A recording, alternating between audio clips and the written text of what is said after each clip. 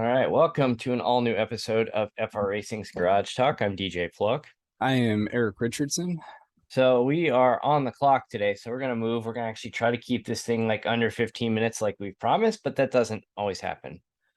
Had the first endurance race last week. Started at 2 a.m. Pacific time. Somehow I survived the broadcast. Eric, what was your experience on for that first time out? Um, I got a lot to learn for road courses, not just the car, but road course racing in general. The braking points, the accelerations. I think I was probably running like 4 to 5 seconds slower than everybody out there. The top two cars were running around. It was at Mid Ohio. It was Mark, it was Hunter, it was you. And the top two cars were running like 121, 122 the entire time. Mark had an internet issue, so he only made it through 3 laps and ultimately And blinked the entire way, blink unfortunately. because his internet was having maintenance, doing maintenance at the that hour, which great timing for that. So, but yeah, I think the times we were seeing typically were 120. I think Hunter peaked around 123 or so. I think Yep. you peaked somewhere around 125, 126 or so. I have to ask, one of the big criticisms of the Logitech G29 racing wheel is the brake. Like, how did that feel to you? You said you need to work on braking. How did the braking actually feel in that Mercedes with the G9 or G29 brake? I don't really have anything to go off of, so to me it felt fine. It For me it feels more it's just a novice and learning issue. That my preference is turning left and mashing the gas pedal, so Yeah. I don't It's have different. anything to compare off of. It'd be awesome just to try a good setup or maybe a higher end one just to, oh wow, this is a huge difference, or I can't tell anything. So for those that don't know, it's a pressure based system in the brake, and there's the spring in there that attaches to a potentiometer that measures the position, and that's how it decides the brake pressure on it. And to give it a little bit more stiffness or feel, if you open up the pedal inside the spring, there's like this little rubber stopper basically that when you push in, there's not a lot of resistance. And then after you get to a certain point, then that rubber stopper kind of takes in. And a lot of people that drive said that's not a realistic way to do it. Some people actually put a longer rubber stopper in you can buy from places. I actually just put a new mod that completely changes the sensor process for it. I'm unfortunately drawing a blank on the name, but I'm going to try that out and see. I really haven't gone anywhere where I've needed my brake yet to really fully, true brake is what it's called. So, um, gives it the load cell feel without it being a true load cell, without the high cost of a load cell, but something to look into in the future. So, what's next for the endurance? So we're a little bit of back and forth right now, but I think we're going to be doing Road Atlanta this Saturday. A little bit of a toss up if we do the 5 a.m. race where we go in the afternoon. I know Mark is trying to figure out the internet thing. It sounds like they are doing maintenance issues, so he wants to make sure we can race. So hopefully we get an answer here later today. So if you go to our Twitch account, I made a couple of clips of it. You had the highlight incident of the event that we're calling your Dukes of Hazard moment. Tell us about that. That was it was hilarious looking back. Yeah, maybe part of it was maybe on me. Should have gotten a little bit more to the outside going into the turn, but I have no idea why the faster car was going to the outside of me going into a hairpin.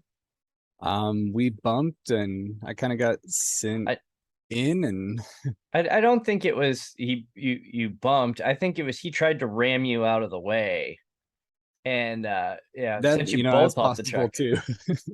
Someone actually, we posted that as our crash of the week on Instagram, Yeah, that's and hilarious.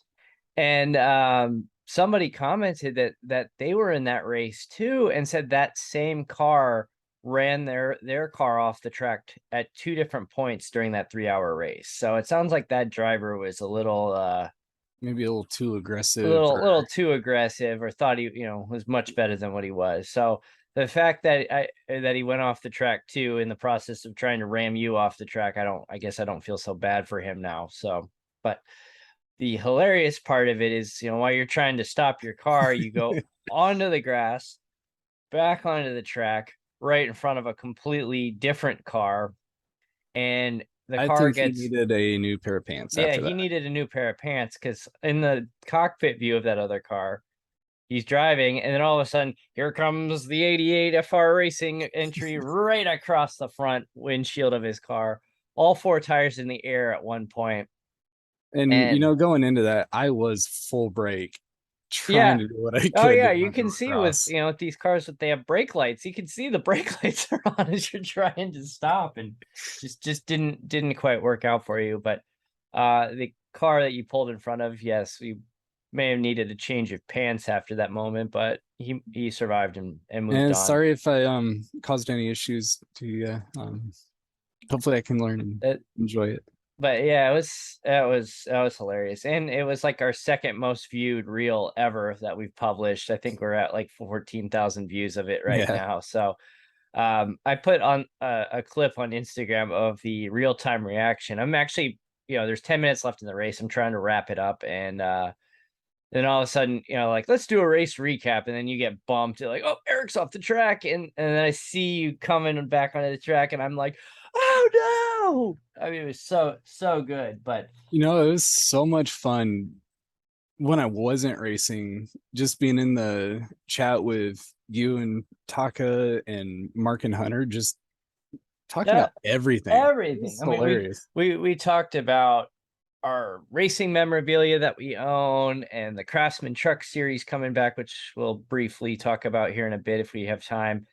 Yeah, And I got in there to talk about Pogs. we talked about Pogs and Magic the Gathering. It just it was a very, very random 3 hours of conversation. It was I a mean, I lot of guess that's what a lot of happens fun. when it's 5 a.m. East Coast, Uh, 2 a.m. out Pacific. we're trying to fill 3 hours, and we're not doing true play-by-play of the race for the most part. We're trying to let it happen, and we're trying to make it interesting, entertaining. And I'm not a play-by-play. This is the first time I've ever done any kind of broadcasting where I'm sitting in as an announcer. I'm not going to pretend to be one, but it was a lot of Hey, fun. if Harry Carey can talk about grapes during a Yeah, baseball game, or Cracker Jacks or anything like that. we can do Absolutely. this too. Yep. So Great guy. yes, indeed. So moving on, IndyCar was off. They're going to Portland. Got 2 races left. There's 1, 2, 3, 4, 5, 6, 7 drivers in theory could win a championship with 2 good finishes.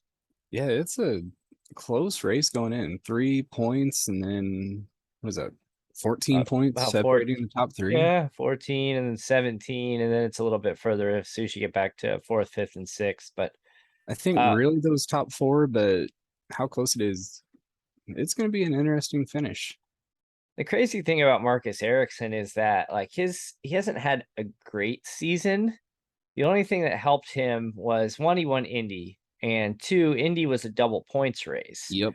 So his win at Indy just put him right at the top, and he's been kind of sinking back down as time went on because he hasn't had the greatest second half of the season. But I mean, he's right there, and that double points win at Indy put him right into the championship talk.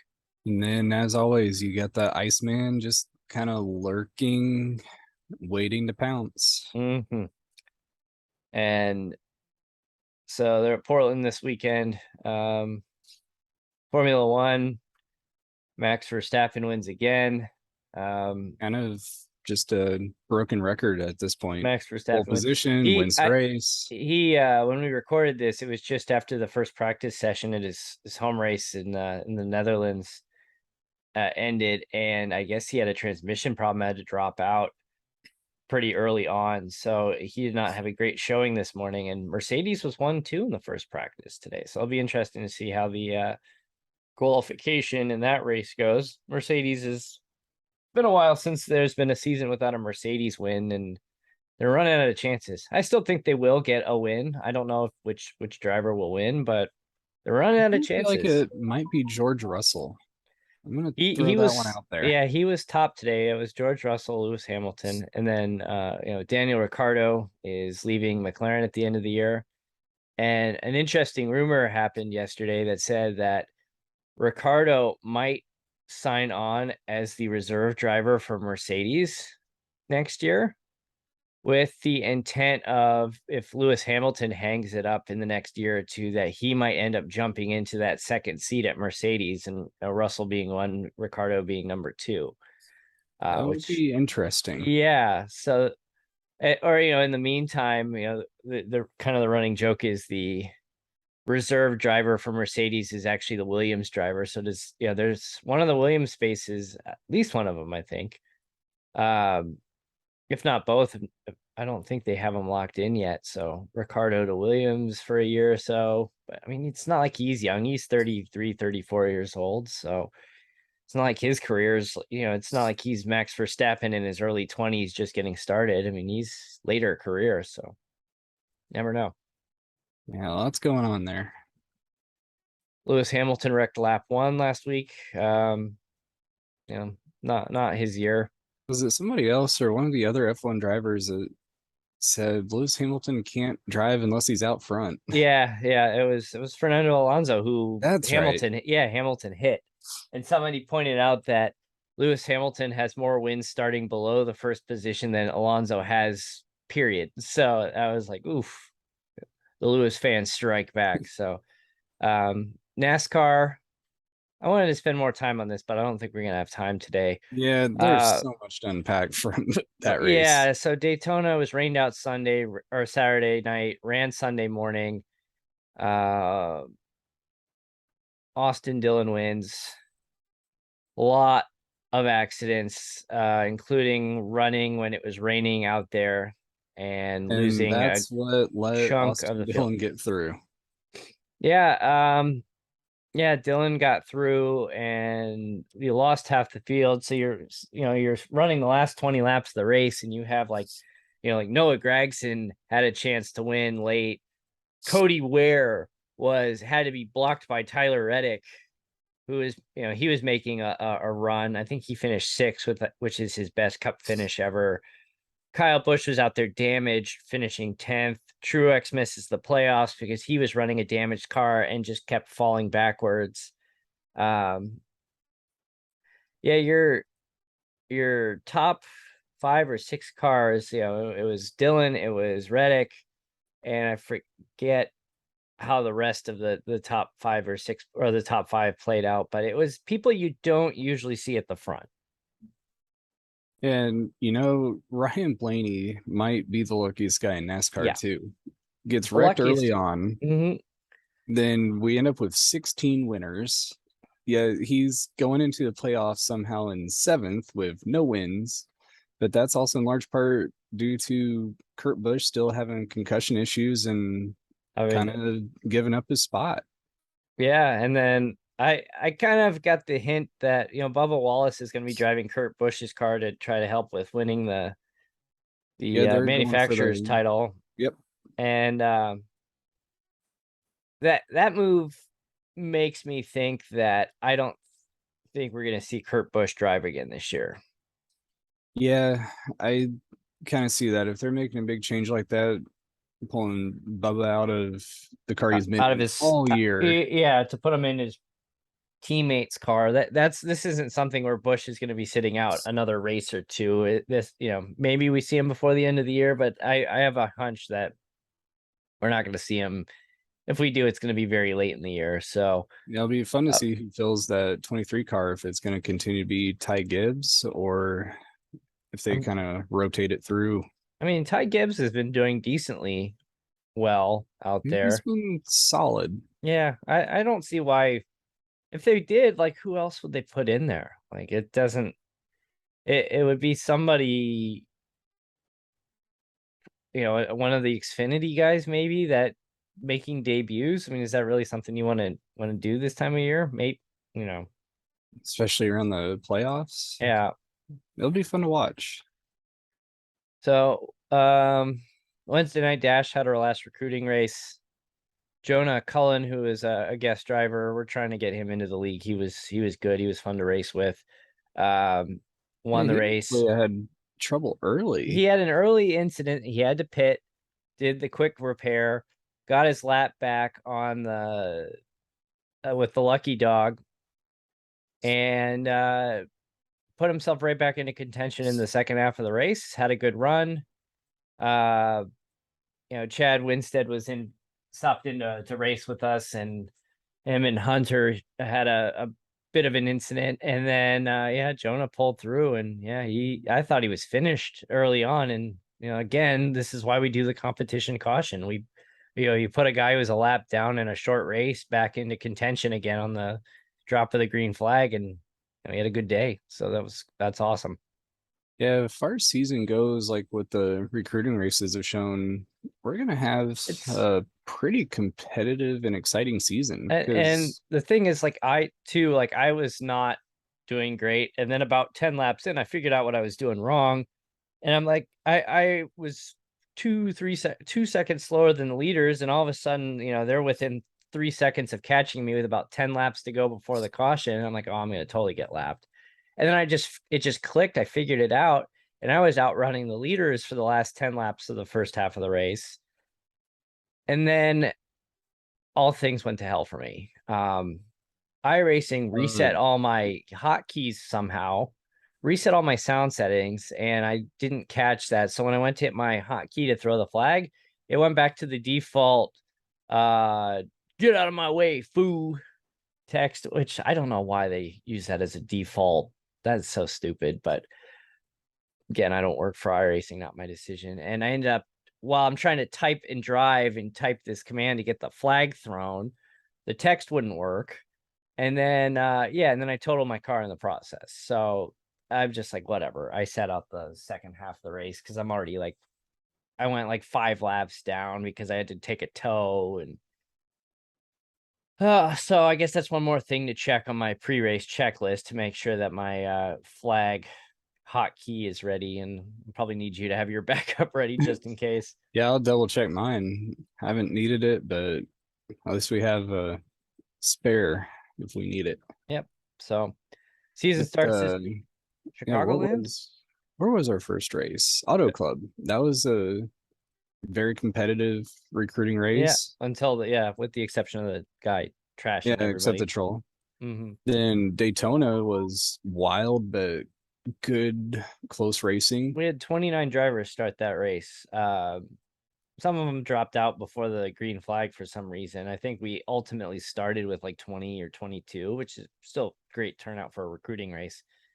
And then Um, the Vegas race, we had what, 8 drivers, yeah, I think, green. we had a smaller race because we capped the I rating at 2,500, which is what the league has, and it wasn't to chase people away, but our league has a cap of 2,500 for your I rating, and we had people out there with 4, 5, 6,000 in there, and it's just like, you're not going to be able to race with us anyway, so we're not going to just host a race for your friends, which whatever. Out of those 8 cars, Jonah won, but second was 0.307 back. Third was 0.502, and I ended up in fourth at 0.653 behind the Yeah, winner. so you guys had So a great top four. we were battling those last what, good 7, 8 laps. I'll say it was good. I moved into your spotter position for the last half of the race, and I'm just like, up, here comes Colton. Colton is flying up the track. That guy, I tell you what, he knows how to save his tires to the end. He's kind of hanging back there, and then with about 10 to go, here he comes. And up the track he goes. I think he finished second. Yeah, he ended up Yeah, second. yeah, it's just he's kind of hanging back. Then it goes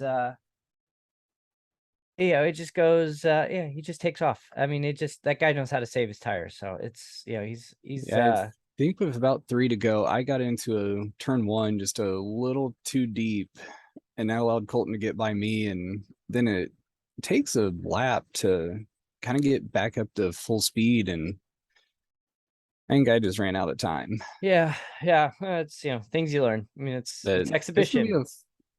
a fun season, I so think so. make sure to come check that out.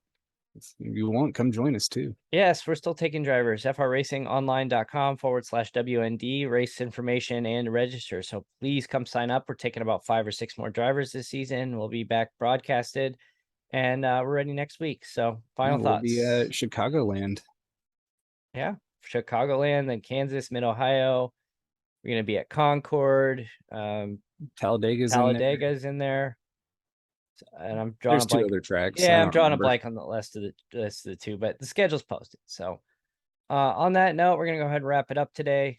frracingonline.com, at frracing on all social medias and streaming platforms. Give us a follow on Twitch and YouTube for sure.